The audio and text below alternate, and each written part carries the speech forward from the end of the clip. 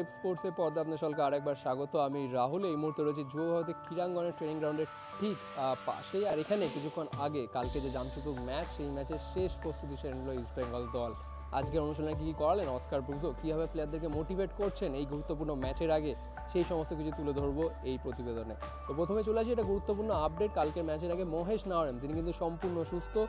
কালকে ট্রেনিংয়ে না দেখা গেল, আজকে কিন্তু তিনি ট্রেনিংয়ে উপস্থিত ছিলেন এবং পুরো দমেই কিন্তু গোটা অনুশীলনটা তিনি বাকি প্লেয়ারদের সাথে করতে দেখা গেল মহেশ নাওরেমকে। তার একটা হালকা কনকাশন হয়েছিল শেষ ম্যাচে, সেই কারণে তিনি অবজারভেশনের মধ্যে ছিলেন হোটেলে। তাকে নিয়ে আর কোনো ঝুঁকি নেয়নি টিম ম্যানেজমেন্ট, বাট আজ থেকে তিনি সম্পূর্ণ সুস্থ হয়ে কিন্তু মাঠে ফিরলেন।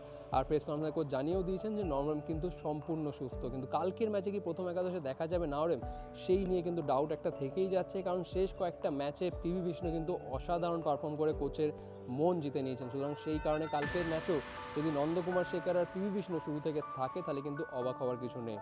আর একটা গুরুত্বপূর্ণ আপডেট, আনোয়ার আলী কোথায় খেলবেন, কারণ শেষ ম্যাচে আমরা দেখেছি আনোয়ার আলীকে মাঝ মাঠে খেলিয়েছিলেন কোচ অস্কার ব্রুজো, বাট সেখানে তিনি একটু হলেও আনকমফোর্টেবল ফিল করেছিলেন। আমরা দেখেছি কয়েকটা ভুল ত্রুটিও লক্ষ্য পড়েছে আনোয়ার আলীর থেকে। সুতরাং এই ম্যাচে কিন্তু খুব সম্ভবত আনোয়ার আলীর ডিফেন্সেই ফেরত আসতে পারে। যদিও আজকে অনুশীলনে যখন ম্যাচ সিচুয়েশন প্র্যাকটিস করাচ্ছিলেন অস্কার ব্রুজো, সেখানে কিন্তু একবার তিনি কিছুক্ষণের জন্য আনোয়ার আলীকে ট্রাই করলেন মাঝ মাঠে, বাট তারপরেই কিন্তু দেখা গেল জিকসান সিংকে তিনি মাঝ মাঠে খেলাচ্ছিলেন। সুতরাং কালকের ম্যাচে জিকসান সিং, যিনি শেষ ম্যাচটা মিস করেছে রেড কার্ডের জন্য, খুব সম্ভবত কালকে প্রথম একাদশে সৌভিক চক্রবর্তীর পাশেই খেলতে পারেন।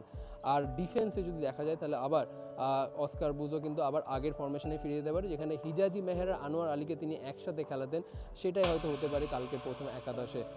আরেকটা যেটা ইম্পর্টেন্ট আপডেট, ডিমিট্রিওস ডিয়ামান্টাকোস কালকে থেকে অনুশীলনে তাকে কিন্তু বেশ ফুরফুরে দেখাচ্ছে। কালকে কিছুক্ষণ রিহাবের পরই কিন্তু মেন দলের অনুশীলনে তিনি বেশ জোর কদমে কিন্তু অনুশীলন করতে দেখা গেছে ডিমিট্রিওসকে। আজকেরও অনুশীলনে কিন্তু ম্যাচ সিচুয়েশনে তাকে বেশ ভালো লাগলো। প্রেস কনফারেন্সে যখন কোচকে জিজ্ঞেস করা হয়েছিল ডিমিট্রিওস কেমন আছেন এই মুহূর্তে, তিনি কিন্তু বললেন ডিমিট্রিওস, নাওরেম তারা কিন্তু এখন সম্পূর্ণ সুস্থ। বাট কালকের ম্যাচে কি প্রথম একাদশে নামাবেন ডিমিট্রিওসকে, কারণ তিনি কিন্তু সদ্য সুস্থ হয়ে উঠেছেন, বাট এই মুহূর্তে 90 মিনিটও খেলার জায়গায় আছে নাকি ডিমিট্রিওস, সেটা নিয়ে কিন্তু একটা ডাউট থাকছে। সুতরাং সেকেন্ড হাফে যদি ডিমিট্রিওসকে নামায়, আর ফার্স্ট 11-এ যেমন তিনি আগের ম্যাচে করেছেন ডেভিড আর কিটন সিলভা, কারণ ডেভিড কিন্তু আগের ম্যাচে গোল পেয়েছে, কিটন সিলভা কিন্তু পুরো এফার্ট দিয়েছে ম্যাচে। সুতরাং সেই একই ফরমেশন যদি রাখে কোচ অস্কার ব্রুজো, তাহলে কিন্তু খুব একটা অবাক হবে না। যদি শেষ মুহূর্তে কোনো অঘটন না ঘটে, তাহলে হয়তো এই ফরমেশনে যেতে পারে অস্কার ব্রুজো। সেই ক্ষেত্রে ডিমিট্রিওস ডিয়ামান্টাকোস কিন্তু বেঞ্চ থেকে অ্যাজ আ সাবস্টিটিউট পরের হাফে নামতেই পারে। এবার চলে আসে আজকে অনুশীলনে কী করলো পুরো দল। প্রথমেই কিন্তু ওয়ার্ম আপের সেরেই কিন্তু এল রন্ডো, যেখানে কিন্তু পাসিংয়ে জোর দিলেন ইস্ট বেঙ্গল, আর তারপরে কিন্তু শুরু হয়ে গেল ম্যাচ সিচুয়েশন। মাত্র 20 থেকে 25 মিনিট ম্যাচ সিচুয়েশন করে নেওয়ার পরই যেটা লক্ষ্য করা গেল, সেট পিসে জোর দিতে বেশ কিছুক্ষণ কিন্তু সেট পিস প্র্যাকটিস করালেন অস্কার ব্রুজো। আর যেখানে দেখা যাচ্ছিল প্রত্যেক 10 মিনিটে কিন্তু খেলা থামিয়ে প্রায় 5 থেকে 6 মিনিট দীর্ঘক্ষণ আলোচনা করছেন নিজেদের প্লেয়ারদের সাথে।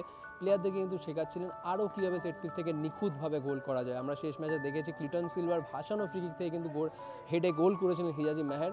সুতরাং আজকেও কিন্তু সেটাকে আরও যাতে নিখুঁত করা যায়, আরও ইমপ্রুভ করা যায় সেট পিস থেকে, আরও যেন বৈচিত্র্য আনা যায় সেট পিসে, সেটাই কিন্তু চেষ্টা করছেন অস্কার ব্রুজো। আজকে কিন্তু বিভিন্ন ধরনের সেট পিস প্র্যাকটিস করেন, যেমন শর্ট কর্নার, বক্সের সামনে থেকে free kick, short free kick, বিভিন্ন রকম বৈচিত্র্য আনার চেষ্টা করছেন অস্কার ব্রুজো। সুতরাং জামশেদপুর ম্যাচে যে সেট পিস আবারও একটা বড় অস্ত্র হতে চলেছে ইস্ট বেঙ্গলের, সেটা কিন্তু বেশ পরিষ্কার আজকের অনুশীলন থেকে।